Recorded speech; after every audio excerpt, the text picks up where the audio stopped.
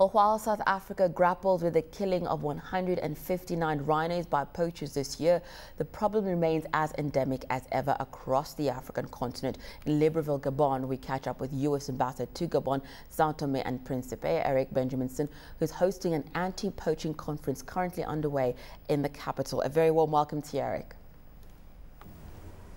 Thank you very much. It's a pleasure. Well, let's just talk about what key steps need to be taken when you look at the issue that's facing the African continent when it comes to poaching and some of the suggestions that have come through at this conference. Yeah, I mean, we've been very concerned about the growth of poaching, particularly of elephants, but of other animals. But it's important, I really want to say at the beginning, that we see this in the context of poaching as a part of a larger criminal activities. The experience that our Central African colleagues see here is that the same groups that poach for ivory, for example, are also carrying weapons, trafficking in people, trafficking in narcotics, crossing borders in an anarchic way, selling weapons, using weapons. The poaching is a very important component of a larger issue, which is in fact an issue of national security. So how do you go about, when you talk about how huge this is, and it is a very lucrative business for the people that are involved in poaching and of course involved in all the other aspects that you're talking about, how then do you combat it?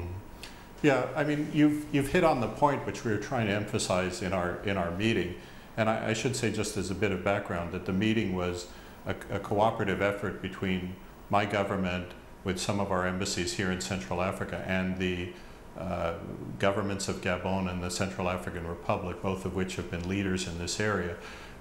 What we're trying to do in the first instance is hook up the Central African governments, who are increasingly concerned and increasingly fighting this problem, with international efforts to help them, or international organizations that have been working at the same thing from the demand side. So we had, for example, participants from China, from Vietnam, from international organizations like Traffic and CITES, many of whom were in Central Africa for the first time and were trying themselves to get an understanding of the problem.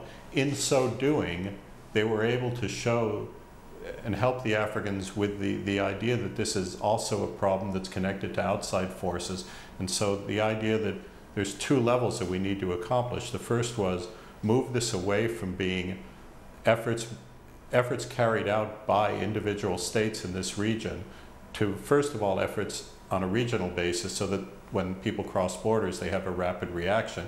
And secondly, moving from that to an international sphere so that they can cooperate with the many people in China, Vietnam, Thailand, Indonesia, etc., who are working on the same problem.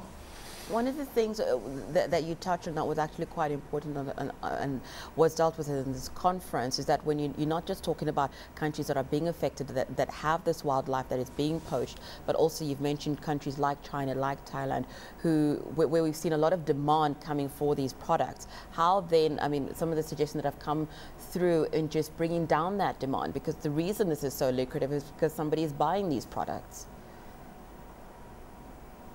Yeah, and there's obviously a great deal of value on these products, and again, in Central Africa we're talking more about ivory than about rhino horns and the products that are endemic to Southern Africa.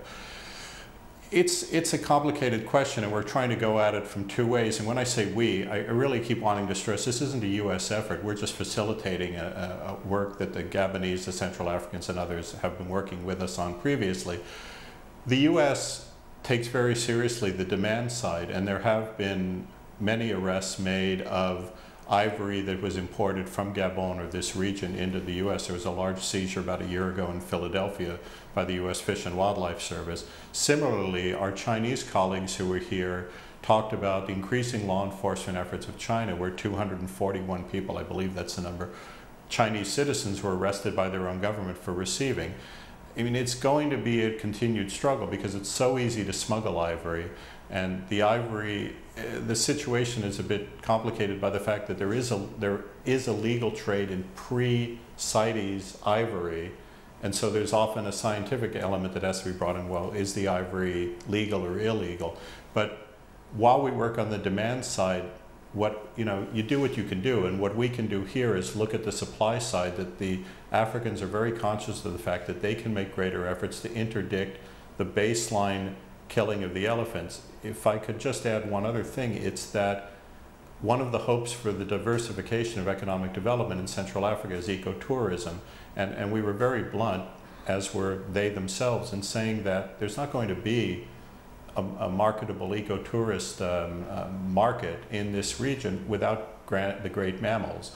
The forests are wonderful, but it's unlikely that people are going to come here simply to see the trees. So again, we're connecting the dots and giving reasons why the supply side should be taken while our Asian colleagues work on the demand side. Eric, how much discussion is taking place when it comes to empowering people that are in those countries, the ordinary citizen, the average citizen? Because I would imagine in some of these countries, just the allure of getting so much money, whatever it is they get paid to be able to do this, is very attractive for people that are coming from poor areas. How much discussion is going around that? Yeah, it's an excellent point.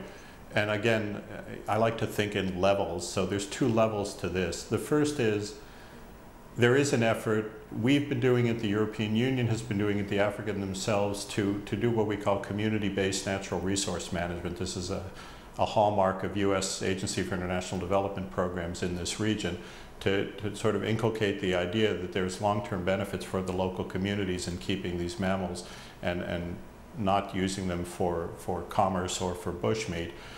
At the same time, it's really important, and this came out in the series of meetings we had and a lot of the analysis that's been done recently, that let's not take that argument too far, in the sense that the local communities are not the ones killing these animals on the industrial scale that they're being killed now. These are, for some examples, poachers who originated in Sudan on camels with automatic weapons, rocket-propelled grenades, bazookas, AK-47s, moving from Sudan to Central African Republic, Chad, Cameroon, Gabon, and then back out. I don't know where their original origin is, and I'm not blaming any of the countries. Each of the countries they've entered has acted individually to try to stop them. But these are not local people. You generally don't eat elephants for food, although people do in extremis. So I want to be very clear that we view this as an international criminal activity, at least for the grand mammals, and then we treat the poaching of less endangered species as a more of a community-based issue, if that helps to answer your question. Thank you so much for joining us, Eric. That was U.S. Ambassador to Gabon, Sao Tome and Principe, Eric Benjaminson, talking anti-poaching in Central Africa.